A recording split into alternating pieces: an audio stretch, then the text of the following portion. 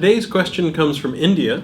Ashish asks, how does Google determine quality content if there aren't a lot of links to a post?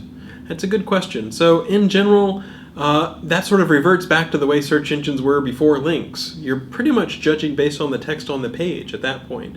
So Google has a lot of stuff to sort of say, okay, the first time we see a word on a page, count it a little bit more.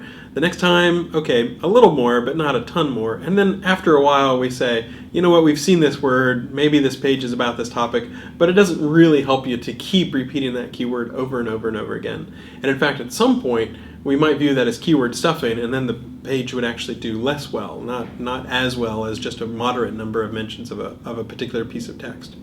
So we do have, other ways. In theory, we could say, well, does it sit on a domain that seems to be somewhat reputable? There are different ways you can try to assess the quality of content. But typically, if you go back to a user is typing, possibly some really rare phrase, if there's no other pages on the web that have that particular phrase, even if there's not that many links, then that page can be returned because we think it might be relevant, it might be topical to what the user is looking for.